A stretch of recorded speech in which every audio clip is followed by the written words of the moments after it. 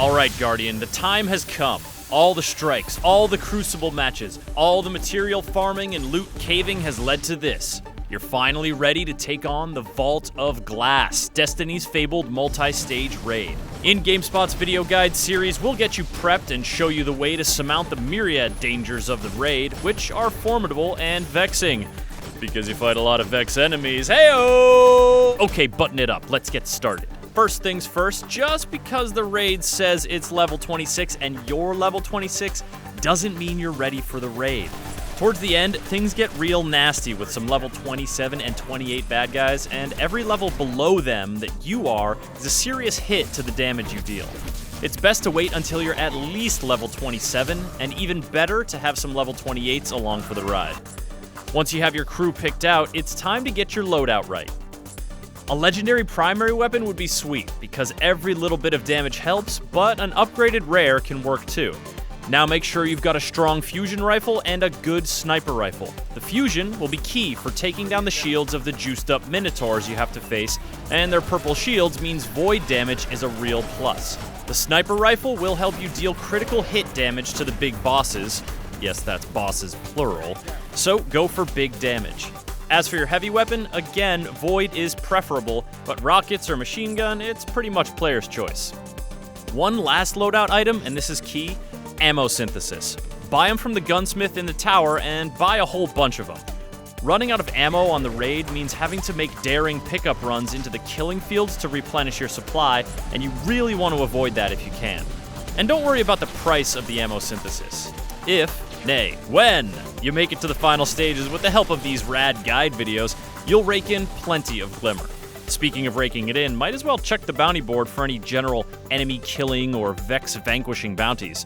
Just don't take any weird ones that make you change your playstyle, alright? We need you on your A game. Okay, time to roll. Just two last things to take care of. 1, make sure everyone on your team has their voice chat set up because communication is paramount. Are we really huddling up? What do you mean, are we really huddling up? We're about to go on an epic 6-man raid. Of course we're huddling up. You huddle up after you win. You don't huddle up. No, are you shitting me? Huddle up in the tower for a motivational powwow. Everyone take a knee. Take a knee. Take a knee. All right, here we go. We are about to attempt the Vault of Glass. I want you all to remain frosty, be brave. All the superlatives that Destiny has to offer. I'd just like to give a quick shout out to Sean for his sick-ass hair.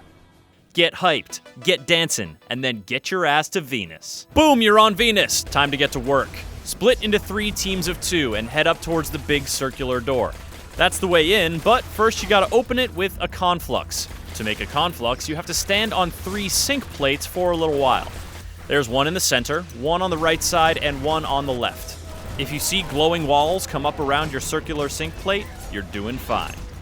Vex will come at each plate from a total of 4 spawn points.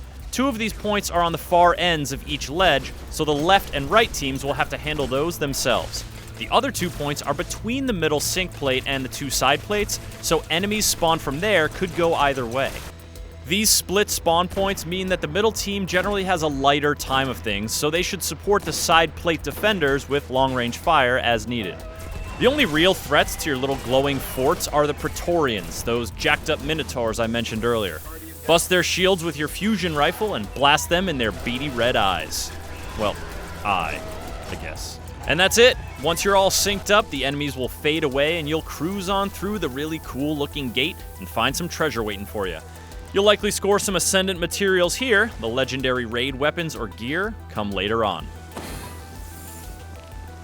Next up on GameSpot's Supremo Raid Guide video series. Tangle with some weird new mechanics as we take on the Templar and its oracles in the first big challenge of your new raid life.